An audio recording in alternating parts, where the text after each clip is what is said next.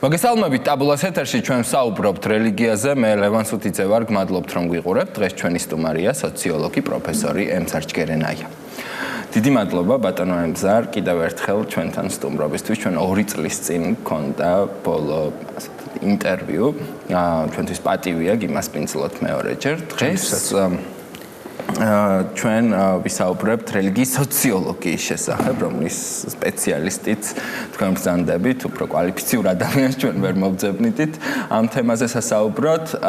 რატომ გადავწყვიტეთ ამ თემის არჩევა, რატომ ვსაუბრობთ ამ თემაზე? იმიტომ რომ ჩვენ გვაკლია ინფორმაცია რელიგიის შესახებ, ჩვენ გვაკლია ინფორმაცია იმ შესახებ, როგორ უყურებენ ადამიანები რელიგიას გარედან და თუ შესაძლებელია აი ამ პერსპექტივაში ეს ადამიანი დამკვირვებელი რომელიც რელიგიას ასე ვთქვათ შიგნიდან კი არა აკრიტიკებს იკვლევს არამედ გარედან უყურებს იყოს ამავდროულად ქრისტიანი და თქვენ ბრძანდებით ქრისტიანიც პირველი კითხვა ამას შეეხება როგორ შეიძლება ადამიანმა მოახერხოს დარჩეს ქრისტიანად და მეორე მხრივ დააკვირდეს ასე ვთქვათ რაღაცას მოვლენას ფენომენს არ აქვს მნიშვნელობა ხო ამ შემთხვევაში რელიგიის სოციოლოგიაზე ვსაუბრობთ ისე რომ გამორიცხოს იქიდან ღმერთის ცნება გამორიცხოს იქიდან აი ეს ღმერთის მოცემულობა ძალიან რთული, მაგრამ ძალიან საინტერესო კითხვა და ეს კითხვა მგონი რომ ბევრ ადამიანს აწუხებდა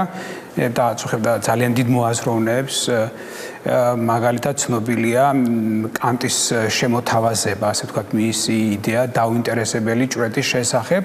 ეს არის ესე იგი მეთოდი, როცა მოვლენას ან ხელოვნების ნიმუშს ან ნებისმიერ ამას რაც ჩვენ სამყაროში არის ჩვენ სიგნალსაც ჩვენი თვალი ხედავს და გონება წვდება ჩვენ ვაფასებთ არა ჩვენი პირადი ინტერესებიდან გამომდინარე არამედ გამოვრიცხავთ საკუთარ ინტერესს და რო გავაფართოვოთ ეს ცნება მაშინაც კი ვრჩებით ერთგულები ჭეშმარიტებისა როცა ჩვენი პირადი ინტერესი ჩვენი აღზრდა ან ჩვენი ყოველდღიური ფილოსოფია თუ მეცნიერული კონცეფცია მთლად არ ეთანხმება და არ ემთხვევა იმას რაც რეალობაში ან რასაც მეცნიერს უკან ნახებს მისი მეცნიერული პოზიცია საკმაოდ რთული ამოცანაა და განსაკუთრებით ეს არის რთული ამოცანა მეცნიერისთვის რომელიც იკვლევს რელიგიას და ეს მეცნიერი შეიძლება ამავე დროს იყოს მორწმუნე ადამიანი სოციოლოგიაში შემოთავაზებულია ერთი ცნება ამისათვის რომელსაც მეთოდოლოგიური აგნოსტიციზმი ქვია რომელიც მეცნიერს ეუბნება რომ შენი რელიგიური გრძნობებისაგან და შეხედულებისაგან გათავისუფლდი ერთი მხრივ მაგრამ მეორე მხრივ ეუბნება რომ თავარი არის ამ შემთხვევაში, როცა შენ რელიგიას იკვლევ, დასვა კითხვა არა ღმერთის არსებობის ან არარსებობის შესახებ, არამედ დააკვირდე რა გავლენას ახდენს რელიგია საზოგადოებაზე, ადამიანთა ყოველდღიურობაზე და მეორე მხრივ ადამიანები რა ზეგავლენას ახდენენ, რა ცვლილებები შეაქვთ რელიგიურ კონცეფტში. ამის უკანაც ცხადია ძველი გერმანული ტრადიცია, კანტიდან მომდინარე ტრადიცია დგას, რომელიც სწორედ ამას გვიკარნახებს, რომ გავმიჯნოთ ერთმანეთისგან ჩვენი პირადი ინტერესები და შემეცნებითი ინტერესები. ეს რთული ამოცანა, მაგრამ თუ ჩემი პრაქტიკა გაინტერესებთ, მე ბევრი კვლევა არ მაქვს რელიგიაში, ასე ვთქვათ, რელიგიის სოციოლოგიაში ჩატარებული, მაგრამ როგორც აი პედაგოგიური პრაქტიკა მარწმუნებს, მე მივმართავ სტუდენტებთან მუშაობის დროს ან საზოგადოებასთან საუბრისას, მე ვცდილობ რომ ჩემი რელიგიური გრძნობები არ იყოს წამყვანი ან რამე ინტერესს არ წარმოადგენდეს, არამედ ვილაპარაკო იმასზე, რასაც შეიძლება დავინახოთ ავწონოთ, გავზომოთ და დავაკვირდეთ. ანუ ამ შემთხვევაში რელიგიის სოციოლოგია არის მეცნიერება, რომელიც ცდილობს გაიგოს, რაზე გავლენას ახდენს რელიგიური კონცეფტი ადამიანზე, ადამიანთა საზოგადოებაზე, ადამიანის ქცევაზე და იქცევა ისე თითქოს ღმერთი არც არსებობდეს.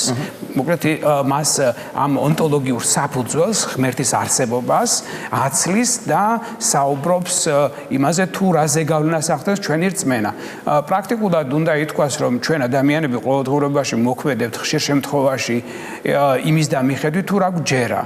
მაგალითად თუ ჩვენ დარწმუნებული ვართ რომ ოთახში არის ესე იგი საშიში ცხოველი, მიუხედავად იმისა რეალურად არის თუ არა ის ჩვენ შევეცდებით, არ შევიდეთ ამ ოთახში და ისე მოვიქცეთ თითქოს ის ცხოველის მხეცი იქ იმყოფებოდეს და მეცნიერისთვის ეს არის სწორედ ეს გვარი სავალდებულო რომ მოიქცეს ასე დააკვირდეს სრულებით თუნდაც არარეალურ ერთი შეხედვით ამ კაცრი მეცნიერული თვალსაზრისით ესე იგი გაუზომვა, დაუწონა და ესე ვთქვათ დაუთვლელ გამოუანგარიშებელ რეალობას რაღაცას, მაგრამ თქვათ ღმერთს და ამ ღმერთის შესახებ რწმენის ზეგავლენა იკვლევს ადამიანთა საზოგადოებაზე და ჩვენ ხედავთ რომ ამ ეს ზეგავლენა, რელიგიის ზეგავლენა ადამიანთა საზოგადოებაზე დიდია და იყო უფრო დიდი სანამ დაიწყებოდა თქვათ ამ თემას მინდა შევყვე, ხო, როდის ისტორიას, ხო? ჩვენ ვიცით, რომ მთელი ამ დროის განმავლობაში, მთელი 10 საუკუნის განმავლობაში თუ მეტის არა, ქრისტიანული რელიგია,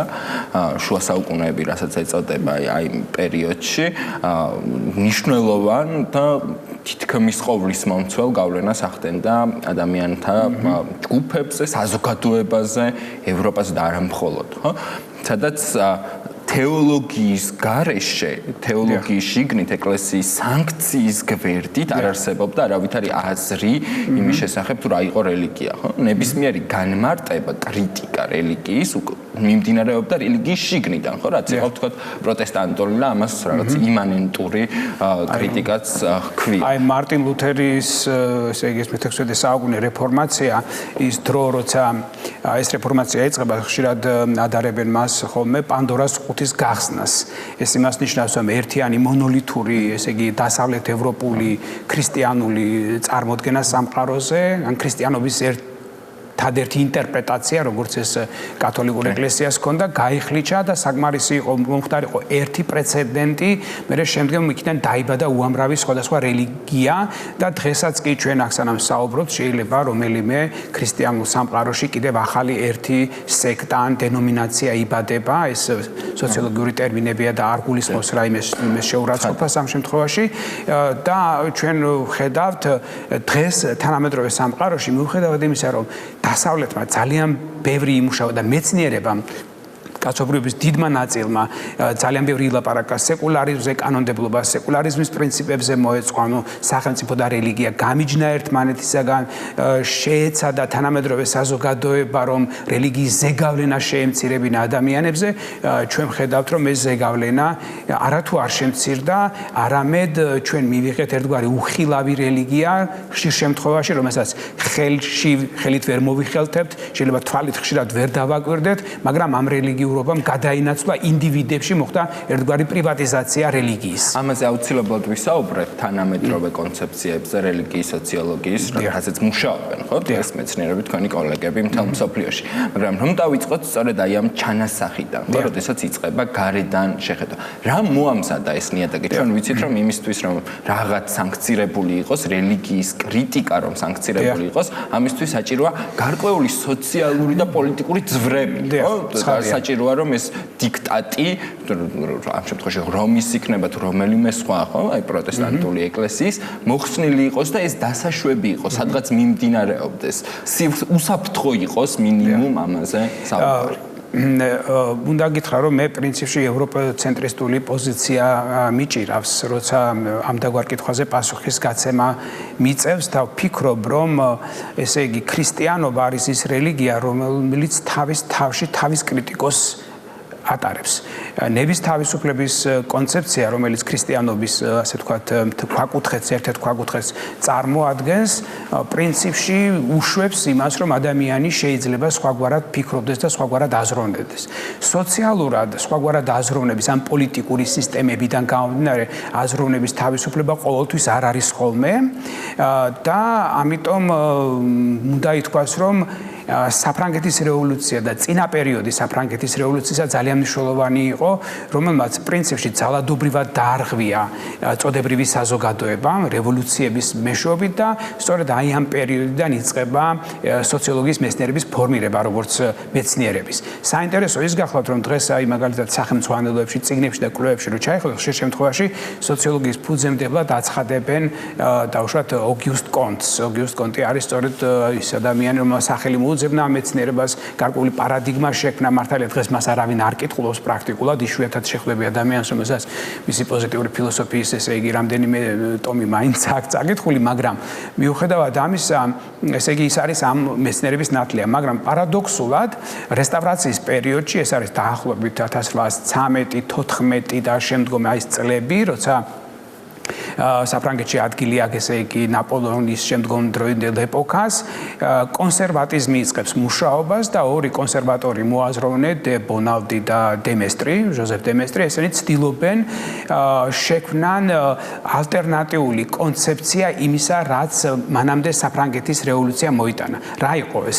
საფრანგეთის რევოლუციის მთავარი მომენტი იყო ადამიანის უფლებები, ასე ვთქვათ, ინდივიდისათვის დიდი წონის მინიჭება და კოლექტივისტვის და საზოგადოებისთვის ნაკლები როლის მინიჭება. იმის თქმა, რომ ინდივიდია სამყაროს ცენტრი და კოლექტივი, ან თემი, ან მრევლი, ასე ვთქვათ, ეს არის უმნიშვნელო ადამიანთან შედარებით. თანამედროვე ევროპული გაგება ადამიანის უფლების კონცეფციის სწორედ ამდაგვარი მოსაზრებებიდან, თუმცა მან თავიდან ბოლომდე შეიძლება ითქვას გაანადგურა რელიგიის თავისუფლება. არა, რასაკვირველია. ესა პრობლემა სწორედ ის იყო, რომ აი ეს მოაზროვნეები ცდილობენ, რომ ეს პარადიგმა შეცვალონ და ილაპარაკონ იმაზე, რომ პირველადია თემი, რომ თემი საზოგადოება აფორმებს ინდივიდს და არა ინდივიდი გარდაქმნის საზოგადოებას. ამიტომ სოციოლოგია გაიყო ორ ნაწილად, ორ სხვადასხვა მიდგომად, ეს ძალიან კარგად ჩანს მას სოციოლოგიის ისტორიაში და განსაკუთრებით რელიგიის სოციოლოგიაში. აქვე უნდა ვთქვა, რომ ესე იგი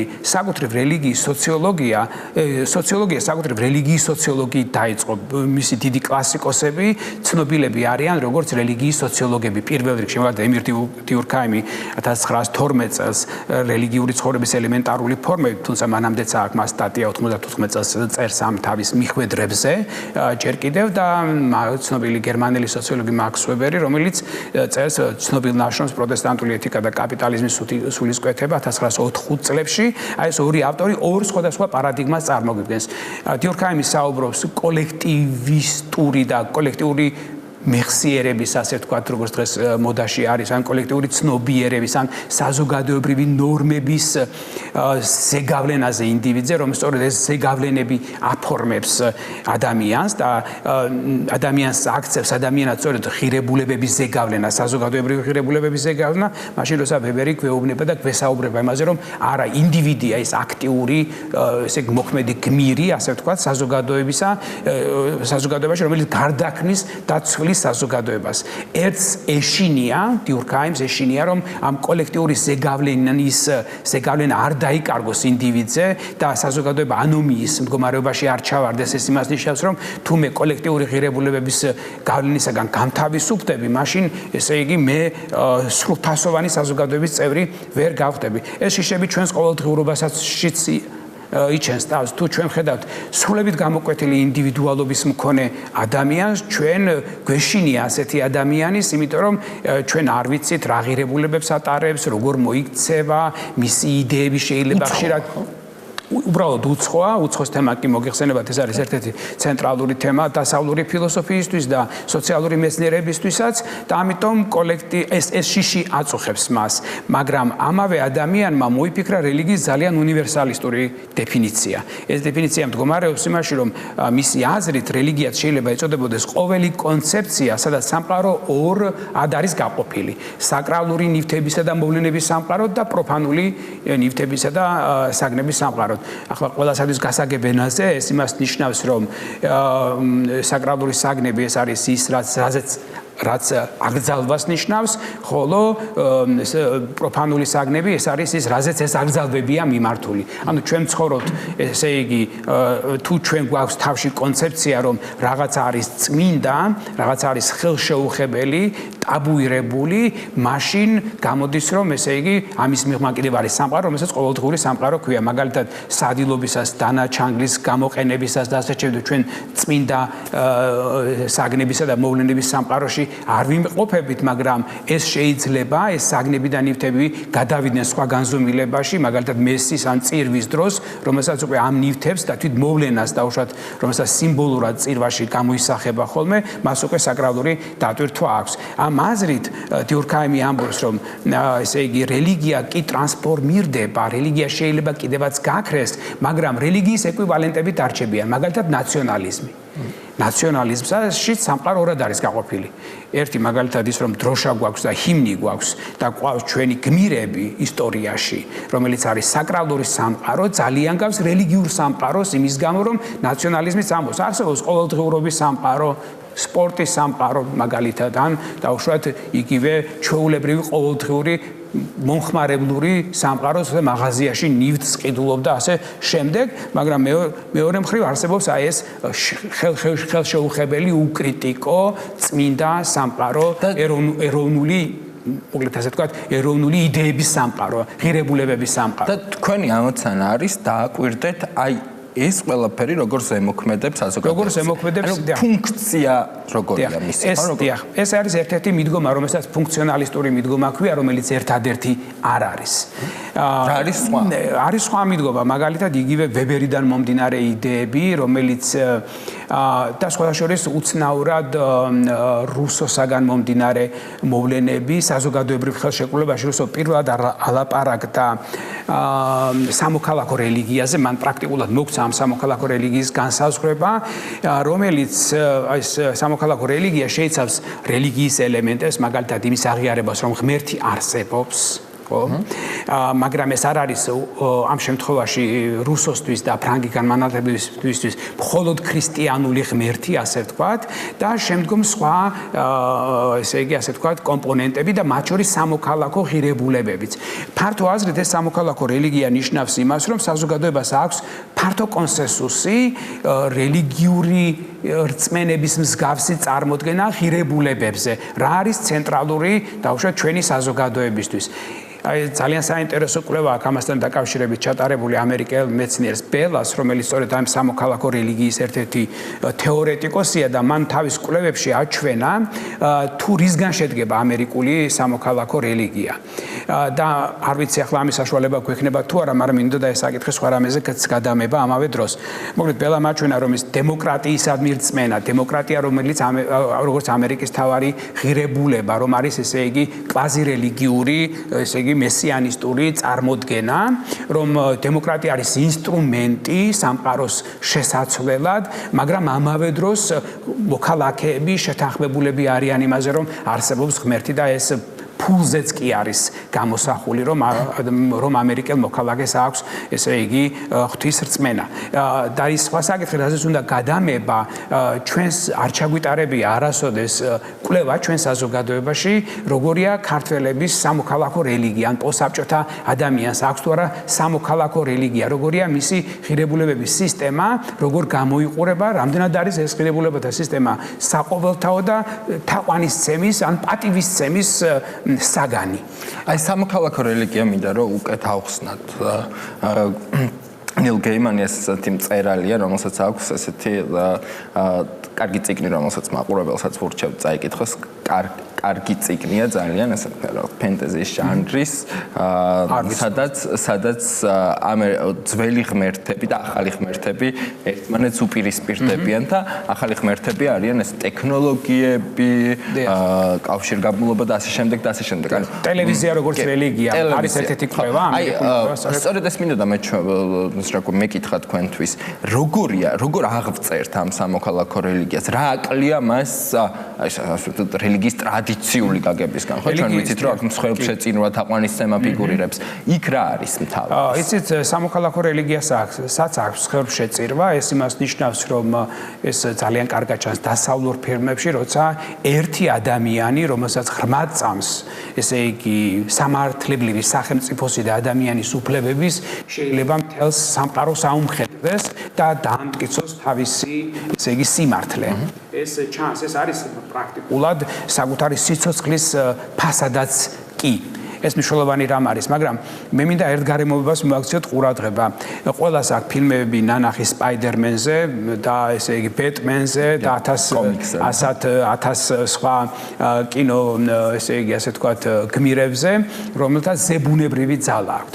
რელიგიის და თანამედროვე ადამიანის თავარი პრობლემა იმ ადამიანებისა, მათ შორის ჩვენი, ვინც აქ ვართ და ვინც ჩვენ გვისმენს დღეს, რომელთაც სჯერათ, ესე იგი სამართლიანი ესე იგი სამართლებრივი სახელმწიფოსი, დემოკრატიის და ასე შემდეგ, ყველას გვაქვს ერთი პრობლემა და ეს პრობლემა არის ის, რომ ჩვენ ყოველთვის ხვდებით, რომ ის სამართლიანობა, რომელიც კონსენსუსის შედეგად არის გაფორმებული კანონებში, ან სამართლიანობაზე წარმოდგენა, ხშირ შემთხვევაში არ ხორციელდება, ვერ სრულდება და არსებობს ერთი გამოთქვა, რომ ადამიანი უსამართლობას და ესე იგი უმადურობას უნდა შეეჩვიოს, ამბობენ ხოლმე, იმიტომ რომ ეს ისეთი რამ არის, რომ სრული სამართლიანობა არასოდეს არ იქნება და ამიტომ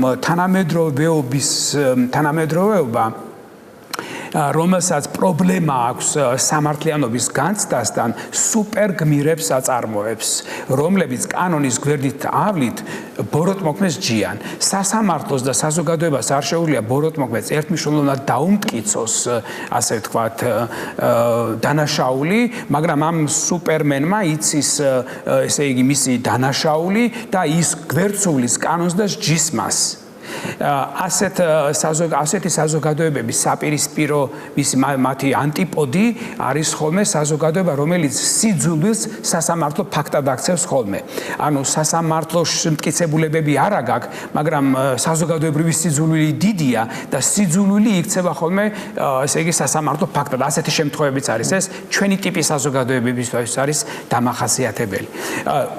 მე იმის თქმა მინდა, რომ მიუხედავად იმისა, რომ თანამედროვეობა პროგრესი, როგორც რელიგია, თანამედროვე ადამიანებს ყველას გვაქვს, ესე იგი, გვაქვს ეს წარმოდგენა, რომ ჩვენ ბევრად უკეთესები ვართ, ვიდრე წინა თაობა, ესე იგი, ჩვენ გვიყვარს ახალგაზრდების შექება, რადგან მათ ისინი უკეთესად ფლობენ მობილურებს, თანამედროვე ტექნოლოგიებს, ჩვენ გვეუბნებიან, რომ მედიცინა სწრაფად ვითარდება, ტექნოლოგიები ვითარდება და თანამედროვე ადამიანს ისეთივე, ესე იგი, მოწიწება აქვს პროგრესის მიმართ, როგორც დავუშვათ შუა საუკუნეებში ადამიანს ჰქონდა ღვთის წინაშე მოწიწება. აი, სწორედ ამის კითხვა მისურვებდა.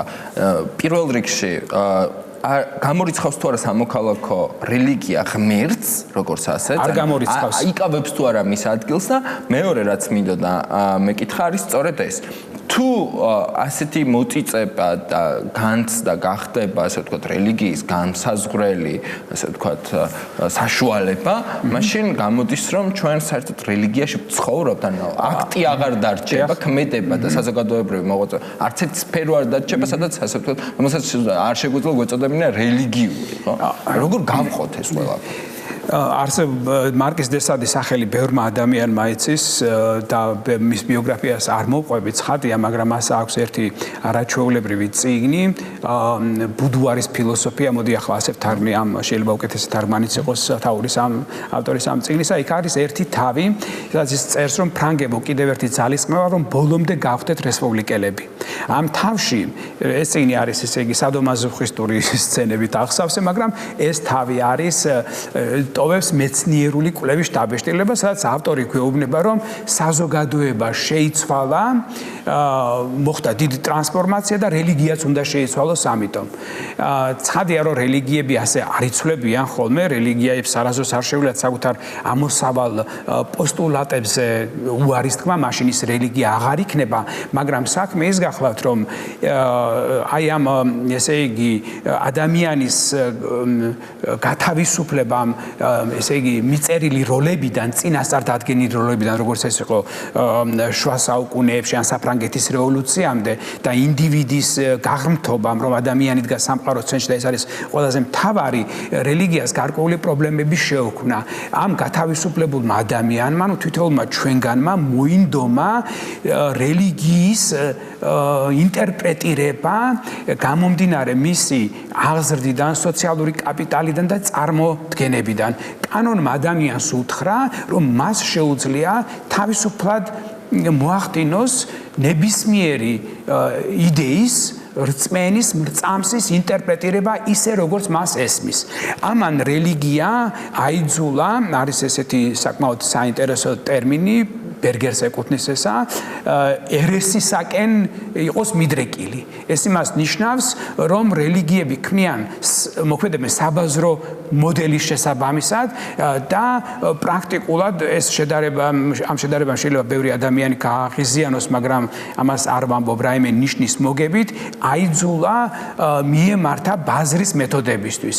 მაგალითად, თუ თქვენ დაინტერესდებით, თუ როგორ მოქმედებენ ისინი, ვინც პროზელიტიზმით არიან დაკავებული, დამოუკავებულები, მაგალითად იეჰოვას მოწმეები, რომლებიც ცდილობენ მომხრეების მოძებნას და მე ამის საწინააღმდეგო არაფერი არ მაქვს, თავისუფალ საზოგადოებაში ყველა პოლიტიკური პარტიები თავიანთ მომხრეებს ეძებენ, საქონელი ეძებს, ანუ მრეწველი ეძებს, ან წარმოებელი ყიდველს და რელიგიები ეძებენ ასევე ადამიანებს, რომლებიც მათ ასე ვთქვათ, მათ წამს მიიღებს. ეს დაახლოებით შეიძლება ძალიან უხეშად რო ვთქვათ, რომ ყურის მომჭრელიც რო იყოს, თქვას რომ აი მე მაქვს საუკეთესო 64 და ჯოჯოხეთი, მოდით, ასე ვთქვათ, და მოდით ჩემთან, რომ თქვენი საუკეთესო პირობები თქვენი სულისთვის.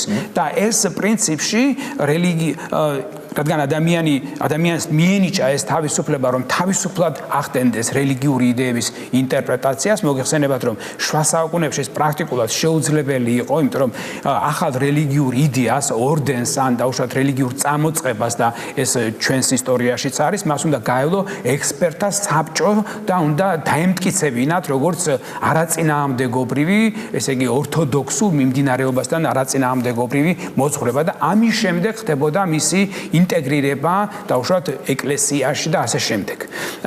რაც დღეს პრაქტიკულად არ არსებობს და ამიტომ ის სიჭრელე, რომელიც ჩვენ გვაქვს, ესე იგი დღეს რელიგიური თვალსაზრისით, რელიგიას კი არ განდევნის, ესე იგი, ასე ვთქვათ, სამყაროდან, არამედ ახდენს რელიგიის პრივატიზებას. ეს იმას ნიშნავს, რომ მე თვითონ ერთი კონკრეტული ადამიანი, ემზარჯგერენაია, ვკითხულობ ბიბლიას, ან რა ვიცი, რომელიმე რელიგიურ წიგნს გნებავთ, ყურანს, ან გნებავთ რომელიმე, ესე იგი, სანსკრიტზე, ვედებს და ასე შემდეგ და მე ვახდენ მათ ინტერპრეტირებას და თუ მე შესაბამისი ქარიზმაც მაქვს და ღმერთწმენა მაქვს იმაში, რაც მე აღმოვაჩინე, როგორც ჩემი სულიერი ძლიერი გამოცდილება, მე შევესწრები თქვენ გაგიზიაროთ და მე შევქმნი მიმდევრების ჯგუფს და ასე შემდეგ. ეს ერთი მომენტია, რაც რელიგიას, რაც სეკულარობის კონცეფტს პრობლემურს ხდის, რომ რამდენად ვართ სეკულარულები, ვართ კი მართლა სეკულარულები. მაგრამ თუ დიურქაიმისეულ განმარტებას გავყვებით, პრაქტიკულად ჩვენზე, ადამიანებზე, რელიგიის მსგავსად მოქმედებს ჩვენი ფილოსოფიები, რომელსაც ჩვენ ვაგებთ ჩვენი ყოველდღიურობიდან გამომდინარე. ჩვენი წარმოდგენები სწორზე და არასწორზე, ღირებულზე და არაღირებულზე, სამართლიანობაზე და უსამართლობაზე, რომელიც ჩვენს მოქმედებას განსაზღვრავს. მე მაგალითად ჩემ დროს, როცა მე ახალგაზრდა ვიყავი, მოგეხსენებათ, ესე იგი, რელიგია იყო საკმაოდ პრობლემური თემა სისტემისთვის, ან სისტემას დამორჩილებული ყავდა ეკლესია, მოდი ასე ვთქვათ, მაგრამ აი თუნდაც ეკონომიკური თვალსაზრისით, მაკდონალდსში შედიხართ თქვენ დღეს, ეს გლობალიზაციისა და გლოკალიზაციის პრობლემებს უკავშირდება და თქვენ წინ დგას მოქალაქე თქვენი ქვეყნის და ამბობს, რომ თუ შეიძლება მომეცით სამარხო მენიუ. ხო? თქვენ წარმოიდგინეთ, რომ ესე იგი რელიგიის ზეგავლენა იმდენად მნიშვნელოვანია, რომ ისეთ დიდ, ესე იგი, ასე ვთქვათ, კორპორაციაში, რომელიც პრაქტიკულად მოდი ბჭყალებში ჩავსვათ სიტყვები მსოფლიოს მართავს, ისიც კი იმის გამო, რომ მეტი მოგება მიიღოს, ამისთვის ეს სწორია, ბაზრის თვალსაზრისით, აი ამ კომპონენტს, აი ამ მენიუს, რომელსაც მოქალაქე მოითხოვს მაკდონალდსის წარმოებლისაგან, დგამს ამ თავის სტრუქტურაში, თავის მენიუში და ამით აკმაყოფილებს ბაზრის მოთხოვნილებებს. არის ხო, რაღაც აიფონების მაღაზიის კურთხევა, ხო? დიახ. კარგი პიარი თუ ყავს ორგანიზაციას, იცის როგორ აითვისოს ამა თუ ასე ვთქვათ რელიგიის. კი, ესე იგი ეს იწვევს ხოლმე ლიბერალი ადამიანების გულისწყრომას, ხშირ შემთხვევაში ჩვენ გვიკვირს, რომ რატომ ეს ამ განათლებულ საუკუნეში და ასე შემდეგ, მაგრამ ადამიანებს, ესე იგი, ჩვენ იმით განსხვავდებით, ესე იგი, ყველა სხვა ცოცხალი არსებისაგან, რომ ჩვენ ძალიან გვაწუხებს საზრისის პრობლემა.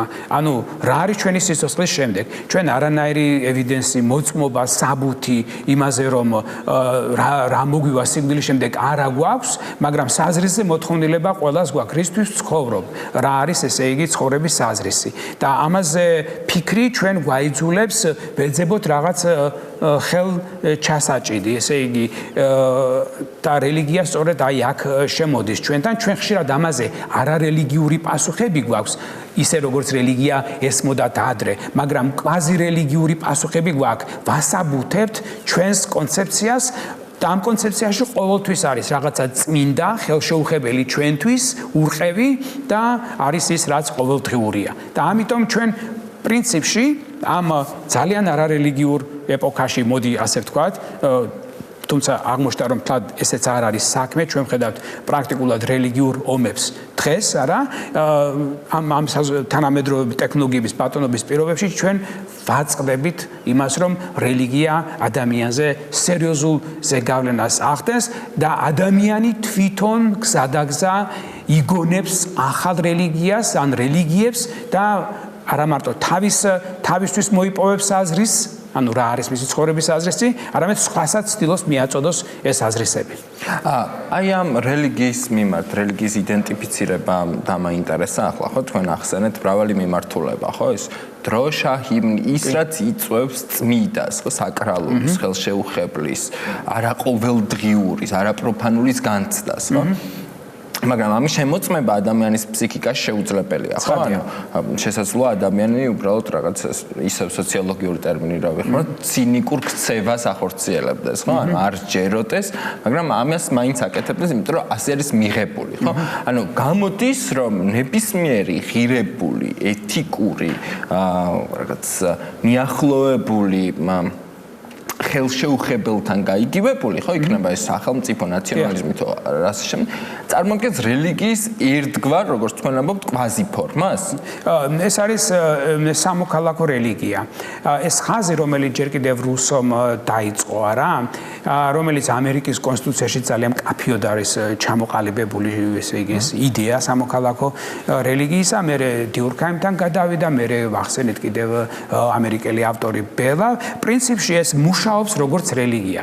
ანუ პრაქტიკულად სოციოლოგიის თვალსაზრისით, სოციოლოგიიდან გამომდინარე, ესე იგი, ნუ ჩვენ ტრადიციულად ვამბობთ, რომ რელიგია არის კონცეფცია, სადაც არსებობს ზებუნებრივი ძალა, შემოქმედის ან ადამიანზე აღმატებული ძალის სახით. ეს არის რელიგიაზე ის წარმოდგენა, რომელიც ჩვენ გვაქვს. მაგრამ სოციოლოგია ამბობს, რომ არ არის აუცილებელი არსებობდეს ასეთი, ასე ვთქვათ, ფენომენი, ზებუნებრივი ძალის სახით. ესე იგი, სოციოლოგისთვის რელიგია უფრო ფართო კატეგორიაა და ის კატეგორია, რომელიც ამბობს, რომ ესე იგი თუ კონცეფცია მაქვს, სადაც დარჩენილია რაღაც ნაწილი ჩემთვის ესე იგი ფუნდამენტურად მნიშვნელოვანი, ხო? და მე სამყაროს უყურებ, რომ აქ რაღაცა შეიძლება, იქ რაღაცა არ შეიძლება და ასე ვთქვათ, აგრძალვების მკაფიო წარმოდგენა მაქვს აგრძალვებზე და დაშვებულ ნორმებზე, ხო? და გარკვეულ რიტუალსაც კი ვასრულებ, რომ ეს აღვასრულო ეს კავშირი პროფანულსა და ესე იგი, ასე ვთქვათ, საკრალურ შორის, ცხადია ეს ფუნქციონირებს როგორც რელიგია, მიუხედავად იმისა, რომ ეს კონცეფცია ზებუნებრივი ძალის შესახებ არ ამაქვს. ანუ ფართო აზრით ჩვენ არა ვართ თავისუფალი რელიგიისაგან ან რელიგიის მაგვარი წარმოდგენებისაგან. ჩვენც კი როცა გონია რომ თავისუფალი. ჩვენ როცა კი გონია, მაგრამ ამ სამოქალაქო რელიგიას თუ ამ თემას მიუბრუნდებით არც ერთი სოციალური ფუნქცია მნიშვნელოვანი. ეს სოციალური ფუნქცია არის ის, რომ რა გინდა რა ინდივიდუალიზებული, ატომიზირებული და ესე იგი გაცალკავებული, გათითოკაცებული საზოგადოება არსებობდეს, მიუხედავად ამისა ადამიანებს ჭირდებათ უზრუნველყონ ან კონდეთ მინიმალური საერთო ღირებულებათა მინიმალური ნაკრები. ანუ სოლიდარობა. თანაცხოვრება. იმისათვის რომ მათ შეძლონ თანამშრომლობა. თუ ჩვენ ყოველდღე გამოვდივართ ჩვენი სახლებიდან და სამსახურში მივდივართ და გზაში იმდენად ვიცვლებით, რომ ჩემმა კოლეგამ არ იცის რა კონცეფციით მოვედი მე დღეს სამსახურში, ასეთ შემთხვევაში, ესე იგი, არათუ მცირე ჯგუფში, არამედ მთელ საზოგადოებას ექმნება პრობლემა. თქვენი პროგნოზირება თუ აბსოლუტურად შეუძლებელია, არ არსებობს არავითარი სოციალური კავშირი. კავშირები არ არსებობს, შესაბამისად, კანონი ცდილობს ეს ვაკუუმი რელიგია გაწიოს გვერდზე და ეს ვაკუუმი შეავსოს. მაგრამ ჩვენი ტიპის საზოგადოებისთვის პრობლემა და განსხვავება სწორედ ამერიკულ საზოგადოებასა და ან ამერიკანიზებულ საზოგადოებასა და ესე იგი ახალგაზრდა დემოკრატიებს შორის ის არის, რომ თუ ამერიკულ საზოგადოებაში კანონი მაინც ყოველდღიურობაში აქტიურად მონაწილეობს და პრინციპში მეუბნება რა შემიძლია მე არაპოლიტკორექტულ გამონათქვამს ხომ არ გავაკეთებ ჩემს ფერადკანიან თანამოქალაქესთან ან დაუშვათ გეისთან ან სხვა ადამიანთან და ამას მე ვაკონტროლებ არა შეიძლება ხშირად არა ჩემი ლიბერალური კულტურის გამო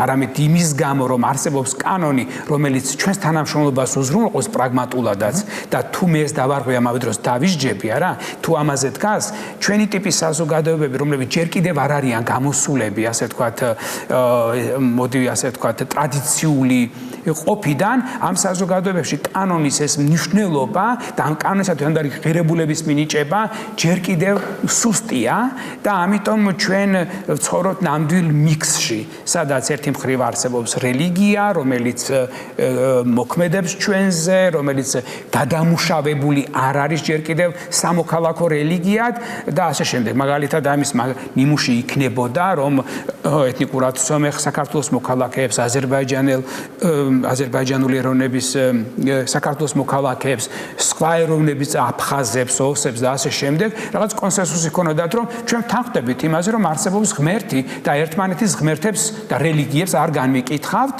დაუშვათ ხო ეს რო იყოს დაუშვათ ჩვენი შეგნების თავარი ნაწილი თანაცხოვრების საფუძველი ხო და ამაზე ვაგებდეთ და ამას კიდევ უმატებდეთ სხვა სამოქალაქო რელიგიისთვის დამახასიათებელ კომპონენტებს რომ აი ასეთი მრავალფეროვნების მაგალითად უზრუნველყოფი არის დემოკრატიული საკანონმდებლო სისტემა და ამასაც ვიცავდეთ აი ეს იქნებოდა ის რასაც ჩვენ უწოდებდით დაუძახებდით სამოქალაქო რელიგიას ჩვენ არ გვაქვს ასეთი მე ვცდილობ ხოლმე ჩემთვის გავარკვიო ეს და ახლა რამდენიმე ჩემ სტუდენტს ვთხოვე ამას წინათ რომ გვემუშავა ამაზე და გამოგვეკითხა რელიგიური ექსპერტები, რელიგიის ექსპერტები, და გვეკითხა მათთვის რომ რა შეიძლება იყოს ის რაც დაუშვათ ყველა კონფესიისთვის მისაღები მოდელი იქნებოდა რელიგიური თვალსაზრისით. ჩვენ ჯერჯერობით მაინც შინაგანი სურვილი გვაქვს ვიხილოთ ესე იგი მხოლოდ ჩვენი რელიგიურობა ის რაც ჩემია, რასაც ზოგჯერ ჩვენ გენეტიკურ საკუთარ ესე იგი ჩვენს რელიგიურობას უკავშირებთ და ხშირად წუხდებით სხვა რელიგიურობის გამოვლენის გამო, სხვა ადამიანთა რელიგიურობის გამოვლენის გამო და ჩვენ ხედავთ რომ ესე იგი ერთი მხრივ არსებობენ მუსლიმი ქართველები, მეორე მხრივ ვართ ქრისტიანი ქართველები, ამ დროს ჩვენი ისტორია, ჩვენი ისტორიის მეინსტრიმი, მთავარი ეს წითელი ხაზი, რაც ჩვენს ისტორიას გაზრდებს, არის ის, რომ ქართველი ადამიანი ქრისტიანობის მიღების შემდეგ იბრძვის ქრისტიანობის დასაცავად. და ისმის კითხვა, კი, მაგრამ მუსლიმი ქართველი ამ კონტექსტში რას ნიშნავს? რისთვის იბრძვის? ესე იგი ის გადადის მტრის მხარეზე, ის ისტორიულ ჩვენი მტრების რელიგიის წარმომადგენელია და როგორ ეწერება აი ჩვენს ისტორიულ თხრობაში, ისტორიულ ნარატივში, რომ ჩვენ ვიბრძოდით ქრისტიანობისთვის ეს მუსლიმი. როგორ ეწერება მუსლიმი ქართველი და არა მარტო მუსლიმი ქართველი, არამედ იგივე ჩვენი აზერბაიჯანელი მოქალაქეები, რომლებიც ისლამის მიმდევრები არიან, ხო, მისი ერთ-ერთი განშტოების, რა. აი ეს საკითხი ჩვენ არ ვიცით როგორ არის და მხოლოდ ჰიპოთეზები შეიძლება ვთქვათ ამაზე.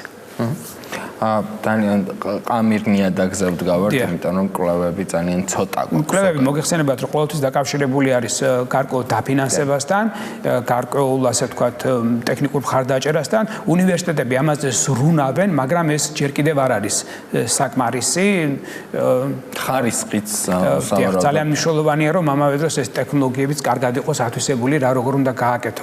პრინციპში რელიგიის კვლევები ყოველთვის დაკავშირებულია, საერთოდ სოციოლოგია ყოველთვის ეთიკურ პრობლემებთან არის დაკავშირებული. პრაქტიკულად სოციოლოგიას აქვს თავხედობა რომ შეაღწიოს ადამიანში ასე ვთქვათ ხო და ესე იგი ჩაღრმავებული ინტერვიუ ახსენეთ თქვენ ჩვენი საუბრის დასაწყისში და ეს ჩაღრმავებული კლინიკური ინტერვიუ პრინციპში ნიშნავს ძალიან ღრმა შეღწევას ადამიანის ინტელექტში მის სულიერ მდგომარეობაში და არა მარტო სოციალურად გამოკვეთილი თვალხილული პრაქტიკებზე დაკვირვება არ არის ხოლმე ხშირად საკმარისი და ეს ეთიკურ პრობლემებთან არის დაკავშირებული და რელიგიის კვლევაც ყოველთვის ამ ეთიკურ პრობლემებს უკავშირდება და აქ ძალიან დიდი დახვეწილობა, ტაქტი და ზრდილობაა საჭირო, მოკლედ რო ვთქვათ ამ საკითხში. რა არის ის ასე ვთქვათ მეინსტრიმული ხაზი, რასაც ახლა იკვლევენ რელიგიის სოციოლოგები და რა იკვეთება აი ამ ყველაფერში? რა არის მთავარი აღმოჩენები და რაც ეძებენ ახლა? მთავარი აღმოჩენები შეიძლება ითქვას ის, რომ მას შემდეგ რაც ჩვენ მე-20 საუკუნეში, ახლა კი 21-ში ვართ, მაგრამ რაც მე-20 საუკუნეში დეკლარირდა ევროპული, ესე იგი, თვითგაგების მიერ, რომ ჩვენ პრინციპში ვართ სეკულარული საზოგადოება, სინამდვილეში პრობლემას წარმოადგენს ის, რომ რამდენად ვართ სეკულარულები და ვართ თუ არა მართლა სეკულარულები და ხომ არ შეიცვალა რელიგიამ თავისი, ასე ვთქვათ, იერსახე, რომ რამდენად დაკვირვებადია ეს რელიგია, რამდენად მოსახელთებელია ის. თუ ადრე ჩვენ მაგალითად შეგვეძლო ეკლესიურობის კვლევა, მაგალითად არსებობს ერთი მხრივ რელიგიის სოციოლოგია, მეორე მხრივ არსებობს ეკლესიის სოციოლოგია. ეკლესიის სოციოლოგიას აქ უფრო მკაფიო ინდიკატორები ადამიანის რელიგიურობის გასაზომად. ანუ იგულისხმება, რომ ადამიანი, რომელიც კვირაში რამდენჯერმე მაინც დადის ეკლესიაში, ხოლო ოჯახში გარკვეულ, ესე იგი, რელიგიურ დღესასწაულებს აღნიშნავს და თქვენ გამოკითხვით ამას, ესე იგი, ადასტურებთ, თქვენი გამოკვლევა, რომ ადამიანების დიდი ნაწილი ამას მიმართავს, თქვენ შეგიძლიათ ივარაუდოთ, რომ მაღალი ხარისხით, რომ საქმე გვაქვს რელიგიურ საზოგადოებასთან, მაგრამ იმის გამო და სწორედ იმის გამო, რაც წინათ აღნიშნეთ საუბარში, რომ ინდივიდუალიზაცია ხდება, თავისუფალი ინტერპრეტაციები ხდება, ადამიანი, რომელიც არასოდეს არ შესულა, ასე ვთქვათ, ეკლესიაში, მიდის საყურით, ბოდი პირსინგით და ფონიტეილი აქვს, ესე იგი, თმის ვარცხნილობა და ასე შემდეგ, რომელიც დაუშვათ ჩემნაირი საბჭოთა ადამიანის თვალში სრული ლიბერალის დაუშვათ შტაბეშტილებას ტოვებდეს მისი ჩაცვიდან გამომდინარე, შინაგანად ის შეიძლება მოდიოდეს რაღაც კულტის თაყვანის ცემის ადგილიდან, სადაც რამდენიმე ადამიანმა ახალი რელიგია გამოიმუშავა, ბუდიზმისა და New Age-ის რაღაც ფორმა, ესე იგი რელიგიურობის რაღაც ფორმა და იქიდან მოდიოდეს და სამყაროდ საკმარისად ფუნდამენტალისტურად იყოს განწყობილი სხვების მიმართაც. ანუ პრაქტიკულად ასე მკაფიოდ დაკვირვებადი რელიგიურობა ჩვენ არ აგვაქვს, იმიტომ რომ რელიგიურობა მართალია დასავლეთმა მოახერხა კანონმდებლობით განედევნა, ასე ვთქვათ, ან რელიგიის ზეგავლენა საერო ინსტიტუტებზე შეემცირებინა, ხოლო კანონმდებლობით ეთქვა, რომ ყველას თქვენი რელიგიურობა და მე ამაზე სახელმწიფო პასუხს არ ვაგებ, ამან არათუ არ განდევნა, ესე იგი, რელიგიურობა, არამედ მას ადგილი შეუცვალა, იმიტომ რომ ჩვენ შეიძლება მაგალითად მორწმუნე ლენინელსაც შევხვდეთ, რომელსაც, ესე იგი, კომუნიზმის იდეალების სჯერა და სწამს. ამას არ ვამბობ არანაირი ირონიით. ესეც გარკვეული ტიპის რელიგიურობის მომენტია, ღმერთი არა, მაგრამ რაღაც იდეების ერთობლიობა, რომელიც ჩემთვის ძალიან ძვირფასია. ხო? და გარკვეული, ასე ვთქვათ, კატეგორიული მოთხოვნით, რომ სამყარო ამ პრინციპების მიხედვით უნდა იყოს მოწყობილი. ამან შეცვლილება მაინც მოგვიტანა იმ თვალსაზრისით, რომ როდესაც ინდივიდუალიზებულია ესა თუ ის, ასე ვთქვათ, რელიგიური მომენტი ადამიანის ცხოვრებაში, იქ ნაკლებ ჩნდებიან ავტორიტეტები და ამ ავტორიტეტებს შემდეგ ნაკლები ძალაუფლება და გავლენა აქვს მათზე ზემოქმედების, ხო? ეს ავტორიტეტების დაბადების პროცესი ძალიან მნიშვნელოვანი რამ გონია, ხო? იმიტომ რომ ერთი მხრივ ამას მრავალი მიზეზი შეიძლება მოუძებნოთ, რატომ იბადება ეს ავტორიტეტი, ხო, მაგრამ რელიგიური ავტორიტეტი განსაკუთრებით თანამედროვე სამყაროში. შესაძლოა მაკიაველს მიაჩნდა თავის, ასე ვთქვათ, ისტორიულ პიროვნებათა კლასიფიკაციაში რელიგიის გამომგონებლები მას მიაჩნდა, მას პირველ ადგილზე ყავდა დაყენებული. დაუშვათ ბუდა, ქრისტე, მუჰამედი, აი ეს ადამიანები, რომლებიც და ღმერთები, ასე ვთქვათ, რომელთაც ჩაუყარეს საფუძველი, რელიგია სწორედ ისინი არიან ყველაზე მნიშვნელოვანი ისტორიული პიროვნებები. და მე მხედართმთავრები და პოლიტიკოსები და ასე შემდეგ. ხედავთ, ეს ძალიან პრიმიტიული გაგებაა თითქოს, ანუ რომელიც ხსნის, რომ რაღაცა კლასმა, მათ შორის რომელსაც თავად შესაძლოა ეს იესო მიეკუთვნება და მოიგონა რელიგია იმისთვის, რომ ემართა რაღაც კლასები. თითქოს რაღაც ცნობიერ პროცესთან იყოს დაკავშირებული ეს ყველაფერი, ეს რაღაც მარქსის განმარტებების არასწორი გაგებიდანაც მოდის ხოლმე, ხო და აი ახლა მარქსი ძალიან საინტერესო იყო რელიგიის თვალსაზრისით, ყველა მიცის ეს გადაღებული თემაა, ყოველ შემთხვევაში ჩემი ასაკის ადამიანები თუ გვისმენ დიამატი და ესტმატი გავლილი იქნება დიალექტიკური და ისტორიული მატერიალიზმი, რითაც ჭრებავდნენ ხოლმე უნივერსიტეტებში ყველას, ეს ბაზისი და ზედნაშენი და რელიგია რომ ზედნაშენური მოვლენაა და კლასობრივი ინტერესის გამომხატველია, ყველა მიცის, მაგრამ მარქსი რაღაც აზრით გრძნობიარი იყო ამ თემის მიმართ.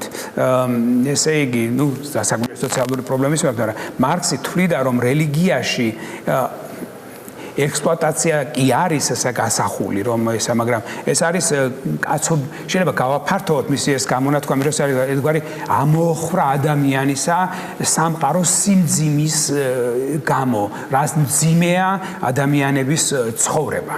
ხო? და რაც შეეხება მარქსი, იმიტომ არის მნიშვნელოვანი ავტორი ამ შემთხვევაში. მანამდე ჩვენ შეგვიძლია მაგალითად იუმი გავიხსენოთ, რომელიც ერთ-ერთი პირველია, რომელმაც რელიგიათა ისტორიულობა, ფსიქოლოგიით და სოციალური ფაქტორებით გაპირობებულობა, ესე იგი, აღიარა თქვა, ყოველ შემთხვევაში მისი ნაშრომი, რომელიც ლაპარაკობს, ესე იგი, რელიგიის ბუნებითი ისტორია, მოდი ასე ვთარგმნოთ ახლა სახელდახელოდ და შემდგომ სპინოზა, რომელმაც თქვა, რომ კი ბატონო, ამ წიგნებს კითხულობ, მაგრამ ეს წიგნები მგონი, რომ ისტორიული წიგნებია და რამის ქრონიკებია და ასე შემდეგ, ანუ ადამიანის ხელიდან გამოსულია. და ბოლოს მარქსი და შემდეგ მარქსისტებიდან გამომდინარე მთელი სკოლა, მაგალითად ჰაბერმასი, რომელიც ჯერ კიდევ ცოცხალი ინტელექტუალური ვულკანია, ბერს მუშაობს, წერდა საჯარო ლექციები და ასე შემდეგ, ხო, რომელიც ამბობს, რომ კი ამ რელიგიურობას რაღაცა უნდა ვქნათ, სამართლებრივმა სახელმწიფომ ამ რელიგიურობას რაღაც ადგილი უნდა მიუჩინოს და ის ამას სვამს სწორედ დემოკრატიის პარადიგმაში და სამართლებრივი სოციალური სახელმწიფოს და სამართლებრივი სახელმწიფოს პარადიგმაში, რომ ეს ადგილი უნდა დარჩეს. ანუ რელიგიის კრიტიკიდან მეცნიერება ვერ გამოვიდოდა. რელიგიის კრიტიკას სურდა ეჩვენებინა რელიგიის სოციალური გაპერობებულობა, რომ ის არის კონსტრუქტი, რომ ის არის გამოგონება და ამ დაეჯერებინა ადამიანები იმაში, რომ ადამიანებო თქვენ რასაც თაყვანს სცემთ, სინამდვილეში ეს არის ჩვენს მიერ გამოგონილი ფოიერბახი, ათეიზმის მამა სწორედ ამას ამბობდა, რომ ესე იგი დაშექმნა ადამიანმა, ესე იგი ბიბლიაში მოგეხსენებათ, რომ ღმერთი ხატა თვისად ქმნის ადამიანს და ფოიერბახის მიხედვით ადამიანი, ესე იგი ეს არის სწორედ მისი ანთროპომორფიზმი, ამბობს, რომ ადამიანმა ღმერთი ზუსტად ისევე შექმნა, ისეთივე შექმნა, როგორც მისი პროექცია ეს ღმერთი, მისი ესე იგი ძალიან ლამაზად წერს ამაზე, ესე იგი ჩემი აზრით, ისედგან ამბობს, რომ აიო ჩვენო ესე იგი სასრული არსებები ვართო, მაგრამ კაცობრიობა უსასრულოაო და აი კაცობრიობისგან გამომდინარე, მისი უსასრულობიდან გამომდინარე ღმერთის უსასრულობის იდეა როგორ ჩნდება. ანუ აქაც გვაქვს ცხადია რელიგიის შექმნის წარმოშობის სოციალური და კულტურული და ეკონომიკური საფუძვლების ექსპლუატაცია და ასე შემდეგ ყველა ეს ელემენტი როგორც არის მარქსთან და ასე შემდეგ ამის ახსნა, მაგრამ ამან საბოლოო შედეგით მაინც ვერ გასცა პასუხი კითხვაზე რა გვემართება სიკვდილის შემდეგ. ნიჩეს გამონათქვამი, რომელიც საქართველოში მე მგონი უკვე სკოლის ასაკის ბავშვებმა, პირველ კლასელებმაც კი იციან, რომ ღმერთი მოკვდა და ასე შემდეგ, რაღაც ეტაპს აღნიშნავდა, მაგრამ რომელი ღმერთი მოკვდა? შეიძლება მოკვდა ის ღმერთი, რომელიც ტრადიციულ რელიგიურობასთან იყო დაკავშირებული, მაგრამ ის რაც დღეს არის, არ არის მთლად ტრადიციული რელიგიურობა. ხშირ შემთხვევაში მე არ ვამბობ დაუშვათ დიდ რელიგიურ, ასე ვთქვათ, დიდ ეკლესიებზე, რომლებიც ცდილობენ ეს დოქტრინის შენახვას, მაგრამ მარკეტინგული თვალსაზრისით მაინც მოდერნიზაციას ცდილობენ. თუნდაც მართლმადიდებლური ეკლესია, როგორც ის ტელევიზიაში პოზიციონირებს სატელევიზიო არხები, ანუ რელიგია, ტრადიციული ეკლესიები ცდილობენ შეაღწიონ ადამიანების გონებაში, ამას არ ვამბობ ნეგატიური თვალსაზრისით, განუმარტონ რას ნიშნავს რელიგია და ევანგელიზმით და რასაკვირველია დაკავშირებულია ევანგელიზმი და ასე შემდეგ ყველაფერი ამასთან, მაგრამ ჩვენ ვხედავთ თანამედროვეობაში, რომ ამ ახსნება და მეცნიერულმა ახსნებმა რელიგია საკმარისად ვერ განდევნეს რელიგია ადამიანთა გონებიდან, იმიტომ რომ ჩვენ ვერ მოახერხებთ, ალბათ კაცობრიობა ვერასოდეს ვერ მოახერხებს იმ ოცნების ახდენას, რაც ჰქონდა August Comte. ის ფიქრობდა, რომ მისი წიგნი პოზიტიურ ფილოსოფიაში, ესე იგი მისი მეცნიერული კონცეფცია პარიზის ღვთისმშობლის ტაძარში დებულიყო და ადამიანებს მეცნიერებისთვის, ისევე როგორც რელიგიისთვის ეცათ თაყვანი.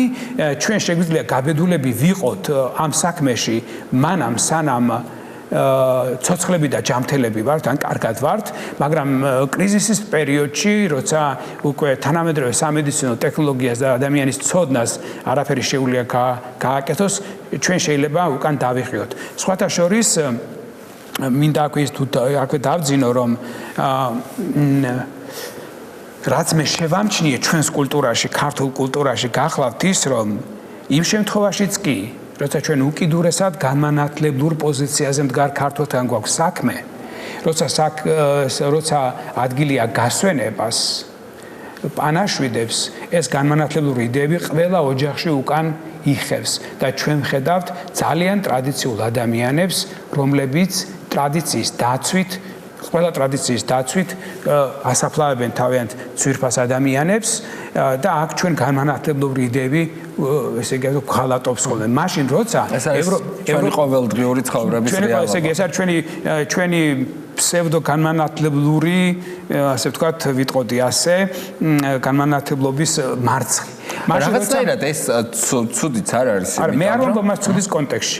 მე რა მინდა ვთქვა, რომ როცა ევროპაში ხდება ეს მოვლენები, აი დავუშვათ საფრანგეთის რეული არსებობს უამრავი პროექტები, როგორ უნდა მოეწყოს სამოქალაქო სასაფლაოები, რომ აი ამ რელიგიური რიტუალის მეშვეობით არ მოხდეს ტრადიციული რელიგიური რიტუალის მეშვეობით არ მოხდეს გასვენება და ამიტომ შემოვიდა სასაფლაოებისაც არც საფლავის ქვა იყო დავუშვათ ან მინდორია მხოლოდ და ამ დროს ჩვენ ვსეირნობთ ზევით და ეს არის ასე ვთქვათ მე ამით ევროპელი ადამიანის შეურაცხყოფა კი არ მინდა პირიქით მე მინდა ვთქვა რომ იქ განმანათლებლობა ბევრი ადამიანისთვის არ იყო ჩვეულებრივი ამბავი ეს იყო წმენა ნამდვილი რელიგია რის გამოც ადამიანები პრინციპულად ცვლიდნენ ყველა თავის ცხოვრების ნებისმიერ წესს და უარყოფდნენ წარსულს და ამბობდნენ რომ ჩვენ გავწყვიტეთ წარსულთან კავშირი და ჩვენ ცხოვრობთ ახალ დროში ახალი რწმენით. ოღონდ ამ რწმენის შიგნით არ არის ღმერთი.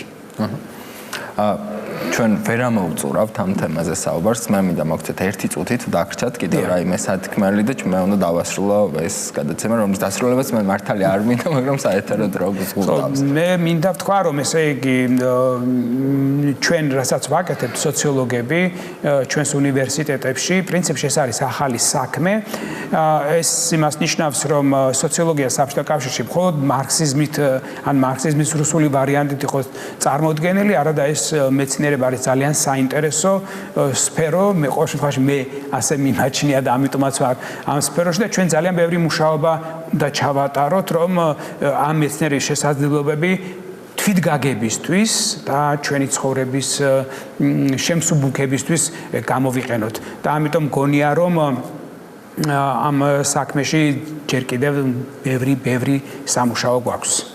ძალიან დიდი მადლობა სტუმრობისთვის და მე იმეს დავიტოვებ რომ კვლავ იქნები ჩვენი სტუმარი რომ ჩვენ ვერ ამოვწურეთ ეს თემა მე დამრჩა უამრავი კითხვა მაგრამ სამწუხაროდ მეც უნდა ვთქვა რომ ძალიან ბევრი ავტორის დასახელებაც მინდოდა მაგრამ ყოველთვის ამის შესაძლებლობა არ არის ტელევიზიის თავარი პრობლემა არის ის რომ ყოველთვის არ შეიძლება წავიდეს სათქმელი ისე როგორც ჩვენ გქონდა დაგეგმილი იმიტომ რომ არსებობს კიდევ ესე იგი თხრობის ძალადობა ჩვენზე რომელსაც თავს ვერ ვიცავთ და მაყურებლის ყურადღებას არ არის უსასრულო.